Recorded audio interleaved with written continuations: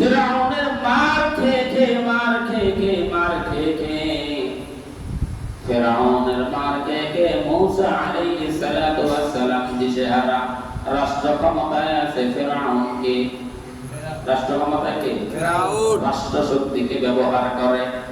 আর যারা ক্ষমতায় থাকে তারা রাষ্ট্র শক্তিকে ব্যবহার করে বিরোধী দলগুলোকে দমিয়ে রাখতে চায়। অস্ত্রের ভয় দেখায়, জেলের ভয় দেখায়, কথায় কথায় বলে জেলে ডুবাই দেবো, আবার জেলে ডুবাবো। এটা হচ্ছে ফিরআউনের স্বভাব। এই কথা বেশি বেশি জনগণের সাথে ফিরআউন বলতো। কে বলতো? ফিরআউন বলতো আমার বিরুদ্ধে কথা বলবে, এই আবার জেলে ভরে দেব। জনগণকে জেলের ভয় দেখানো এটা হচ্ছে ফিরআউনের কাজ। এটা কার কাজ? আমার ভাইয়েরা, আমার বাবাজিরা, হযরত মূসা আলাইহিস সালাতু ওয়াস সালামের বিরুদ্ধে মিস্টার ফিরআউনের কর্মসূচি ছিল পাঁচটা। কয়টা? পাঁচটা।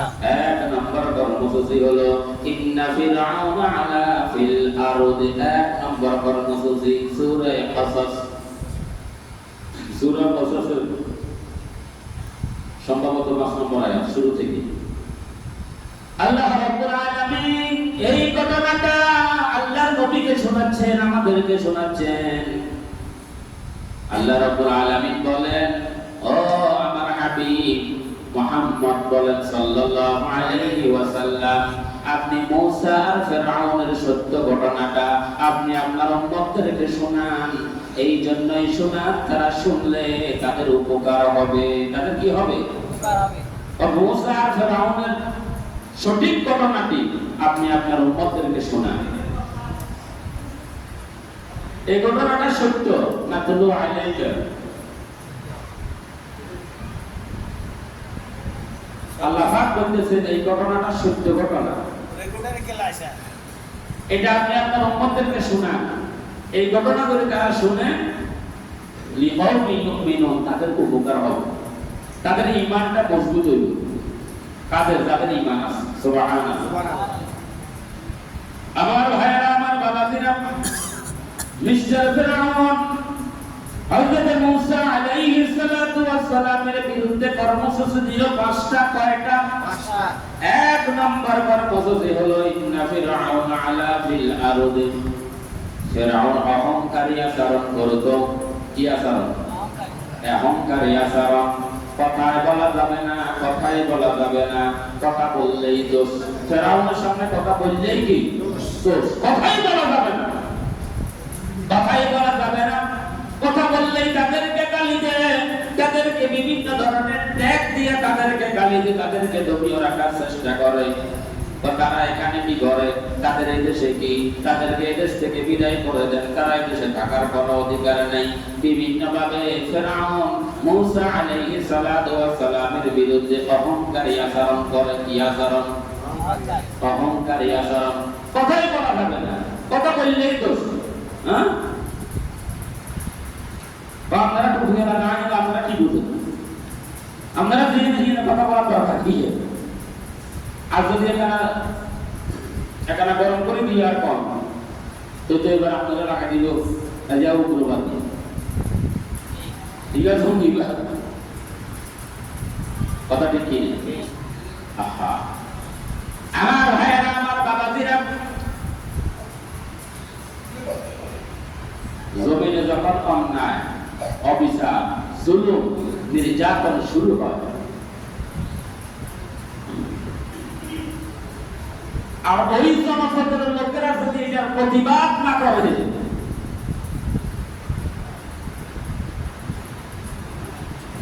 ওই জনপদের লোকেরা যদি অন্যায়, অবিচার, জুলুমের যদি প্রতিবাদ না করে, আল্লাহ রাসূল ইরশাদ ফরমান, লা মুস্তাজাবাত দাওয়া। প্রতিবাদ করবা না, ঘরের ভিতরে বসে থাকবা, তাহাজ্জুদে বসে থাকবা, তোমরা তাহাজ্জুদ করে কাঁদবা, চোখের পানি ফেলবা, যায় নামাজকে ভিজিয়ে ফেলবা, আল্লাহকে ডাকবা, তাসবিহ করবা, মনে রাখবা তোমাদের দোয়া আসমানে পৌঁছবে না, তোমাদের দোয়া কবুল হবে না। আজকে আমরা বোমা হয়ে বসে আছি। কথা ঠিক কিনা বলেন? ইমাম সাহেবারা, আমি কথা বলি না যদি আমার চাকরি চলে যায়, চাকরি হারাবার ভয়ে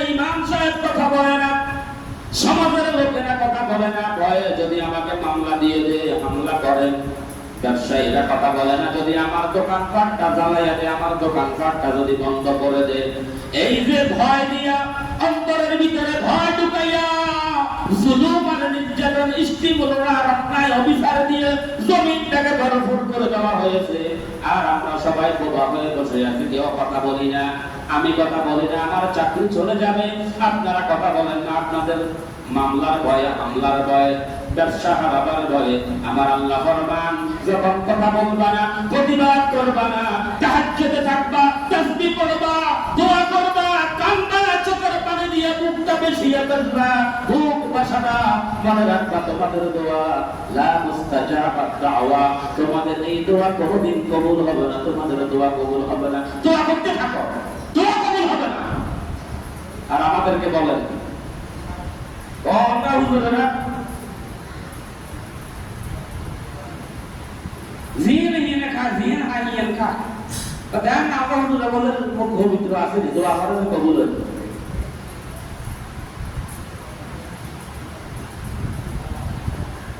আমি যে কথা হইয়া বসে আছি, দোয়া কবুলই হবে। আমার রাসূল বলেছেন দোয়া কবুল হবে না, খবরদার। আমরা চাই তাহাজ্জুদের নামাজে দাঁড়াইয়া যায় নামাজটা চোখের পানি দিয়া ভিজাই, আল্লাহর পক্ষ থেকে বুঝি জিবরাইল নাযিল করিয়া নাও। তাহলে কোটি কোটি মুসলমানের দরকারটা কি? আল্লাহ পাক তো আমাকে আর আপনাকে প্রতিনিধি বানায় দুনিয়াতে পাঠাইছে, খলিফা বানায় দুনিয়াতে পাঠাইছে। খলিফার কাজটা কি? খলিফার কাজ হচ্ছে শুধুমাত্র ওই হাঁকে হাঁকে বাঁকে বাঁকে, ওই ফাঁকে ফাঁকে ফাঁকে ফাঁকে নিজের জান বাঁচায় চলো, এটা খলিফার কাজ। আমার ভাইয়েরা, আমার বাবাজিরা, একদিকে রাষ্ট্র শক্তি ফেরাউন, তার সাথে দলবল, তার রাষ্ট্র শক্তি, তার সাথে দলীয়, তার সাথে তার দেশের সেনাবাহিনী, পুলিশ, মিডিয়া, আনসার যা বলেন সেই দেশের জনগণ ফেরাউনের সাথে। আর একদিকে শুধুমাত্র মুসা কালিমুল্লাহ একজন। কি কর ফেরাউনের ভয়ে যা ফেরাউনের দলে যোগ দিছে না, আমরা তো অন্য কবিটা বই বই আছিল একজন। কয়জন? একজন। আল্লাহু আকবার।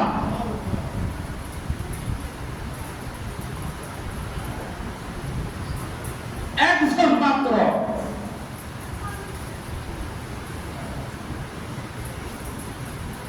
এত অত্যাচার, এত নির্যাতন, এক নম্বরে অহংকারী আচরণ। কথাই বলা যাবে না, কথা বললেই আপনারা বিভিন্ন রকমের ট্যাগ লাগাই দিল। আছে না নাই? আছে। দ্বিতীয় নম্বর হলো ওয়াজআলা আহলাহা শিয়া। ওই দেশের ভিতরে, ফেরাউনের দেশের ভিতরে তার বিরোধী যতগুলা দল ছিল, বিরোধী দল আছে না নাই? বিরোধী দল থাকে তো। একটা দেশের ভিতরে সরকারি দল, বিরোধী দল থাকে না? আমি কোরআন থেকে বলতেছি, সূরা কাসাস, আপনারা তর্জমা দেখে দিবেন, মিলেনি চাই।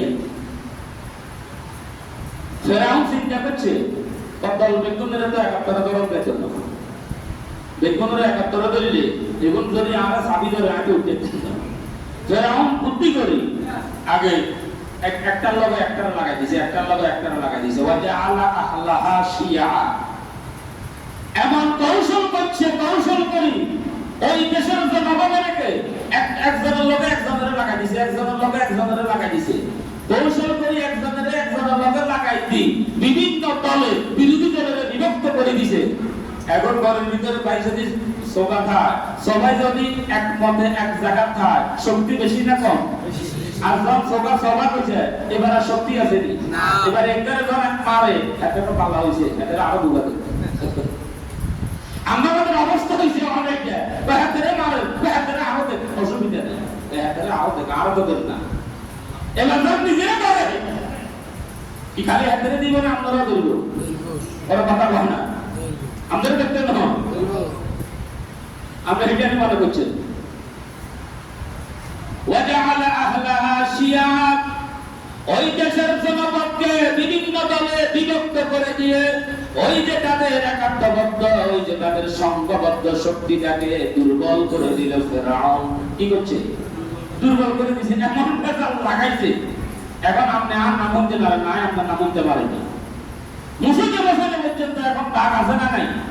হাতে নামাজ হয়, হাতে নামাজ হয়, এতে আলহামদুলিল্লাহ, এতে আমি জোরে কর, এতে আমি নাচতে কর, এতে মুহিদকে কত ওষা লাগাইছে, এতে রেক্সিনি বুদ্ধুরা লাগাইছে, এতে ইয়ানবি কালাই হবে না, এতে বই হচ্ছে কা, এতে মেসওয়াক করলো না কা, এতে দস্তরখান লাগাইলো না কা। মুসলমানের ভিতরে এমন এমন বিষয় দিয়ে ভেজাল লাগাইয়া এমন ভাবে বিভক্ত করে দিছে, এখন অন্যদের বিরুদ্ধে লড়বো কি, নিজেদের বিরুদ্ধে লড়িয়ে তো সময় হয় না। অন্যদের বিরুদ্ধে লড়বো কখন, নিজের বিরুদ্ধে তো লড়িয়ে হয় না। এমন ভাবে বিভক্ত করা হয়েছে। ইয়াস্তাদাইবু ৩ নাম্বার হলো ইয়াস্তাদাইবু তাইফাতাম মিনহুম। এরপরে ফেরাউন যখন বিভিন্ন দলে বিভক্ত করে দিল, বিভক্ত করে দিয়া এরপরে যখন সব দলের ভাগ করে দিয়েছে, এবার হাতে রেডিসা দল কোনদের কাছে শক্তি বেশি, কোন লোকটার, কোন দলের অর্থনৈতিক শক্তি বাড়া, চারিত্রিক শক্তি বাড়া, কোন দলের ভিতরে ভালো লোক বেশি, কোন দলের ভিতরে শিক্ষিত লোক বেশি, কোন দলের চেইন অফ কমান্ডটা শক্তিশালী। ফেরাউন সব দলকে একসাথে ধরে নাই, ওই একটা দলকে যে দলটা শক্তিশালী, আগে ফেরাউন ওই একটা দলকে টার্গেট করে ওই একটা দলকে ফেরাউন ধরলো। সব দলের একাত্তর আগে ভাগ করে দিচ্ছে। আগে কি করছে? ভাগ করে দিচ্ছে। আগে ভাগ করে দি, এরপরে দল জিজ্ঞাসা কেন শক্ত, জিগার কর্মীদেরকে টাকা দিয়া কিনা যায় না, জিগার কর্মীদেরকে টাকা দিয়া ভোট নেওয়া যায় না, যা জিগার লোক, যে সমস্ত দলের নেতারা যারা 5 বছর মন্ত্রিত্ব চালায় 1 টাকা দুর্নীতি খুঁজে পাওয়া যায় না, এরকম দলদেরকে আগে ফেরাউন টার্গেট করে। ফেরাউন সবারই টার্গেট করে না, আগে একটা দলকে টার্গেট করছে, একটা দলকে টার্গেট করে। এরপরে ফেরাউন ওই দলের ৪র্থ নম্বর কর্মসূচি হলো ইয়াস্তাদাইবু তাইফাতাম মিনহুম ইউযাব্বিহু আবনা। ৪র্থ নম্বর কর্মসূচি হলো ফেরাউন সর্বপ্রথম ওই দলের পুরুষ নেতৃবৃন্দকে গ্রেফতার করলো। সব দলের একসাথে গ্রেফতার করে না, ওই একটা দলকে টার্গেট করলে যে দলের শক্তি বেশি, যে দলের লোকেরা ভালো, যে দলের লোক কর্মীদেরকে টাকা দিয়া কিনা যায় না, নেতাদেরকে টাকা দিয়া কিনা যায় না, যেমন টাকার কাছে বিক্রি হয় না, আগে ওই দলটাকে টার্গেট করি, এরপরে ওই দলের পুরুষ নেতৃবৃন্দদেরকে সে আগে একটা একটা করে জেলখানা বন্দী করছে। কে? ফেরাউন। ওর কথা কান না, কে? ফেরাউন। এরপরে ফেরাউন ৪র্থ নম্বর কর্মসূচিটা নিল ইউযাব্বিহু আবনাআহুম, ইউযাব্বিহু আবনাআহুম। এরপরে ওই পুরুষ নেতাগুলোকে একটা একটা করে ধরে ধরে ফেরাউনটা সবগুলোরে ফাঁসির ভিতরে ঝুলাইল। কে? ফেরাউন। আপনারা আবার অন্য জায়গায় লাগাইয়া বেজাল করিয়ে কনে কোন সূরা? সূরা কাসাস। কোন সূরা? আয়াত নম্বর 5। আয়াত নম্বর কত? 5। আমরা কত হইছে? ইযাব্বিহু আবনাআহুম। যাব্বাহা ইউযাব্বিহু, আরবি ভাষা, আরবি ব্যাকরণ, মানে সে পুরুষগুলোরে ধরে ধরে যাব্বাহা ইউযাব্বিহু জবে করছে। কি করছে? একটা একটা করে জবে করছে।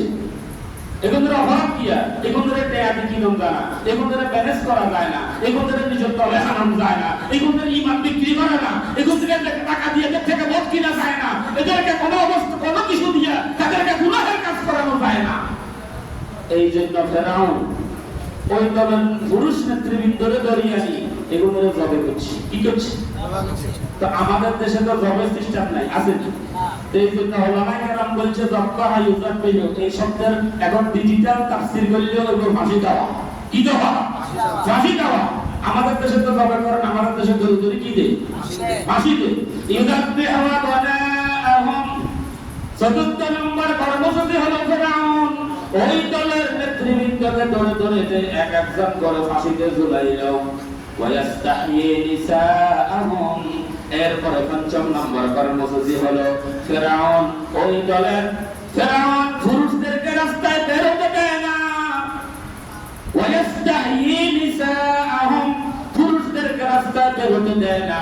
আর মহিলাদেরকে রাস্তায় ছেড়ে দে। পুরুষদেরকে দেখলে বলে গুলি করো, কি করো? গুলি করো।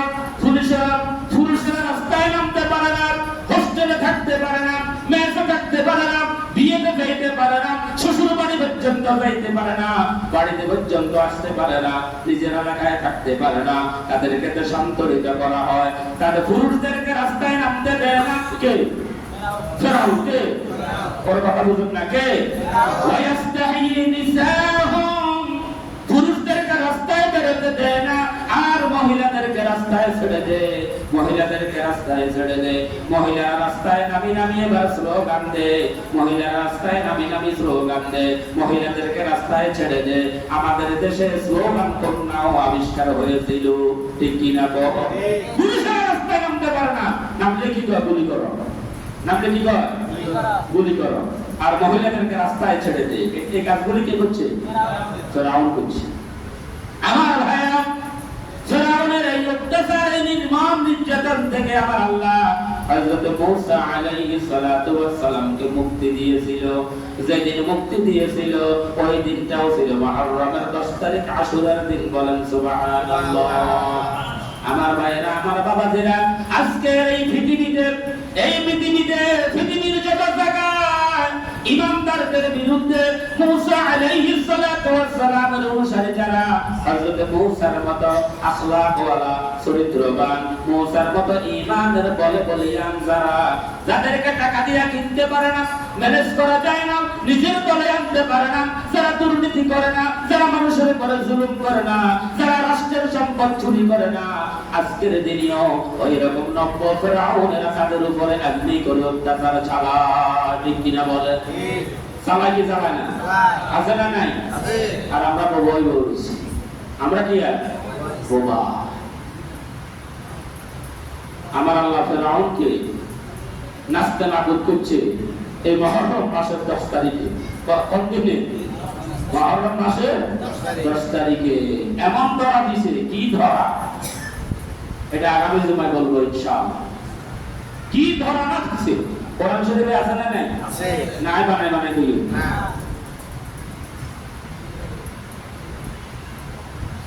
এগুলা সব কোরআন শরীফে আছে না নাই? আছে। আমার ভাইরা, আমার বাবাজিরা, সেজন্য বলতেছিলাম এই মাসগুলি হচ্ছে হারাম মাস। মুহররম মাসটা হারাম মাস, সম্মানিত মাস, আল্লাহর পক্ষ থেকে শ্রেষ্ঠ মাস। যে মাসে নমরুদ, ফেরাউন, কারুন, হামান, আবু জাহেল, আবু লাহাব পর্যন্ত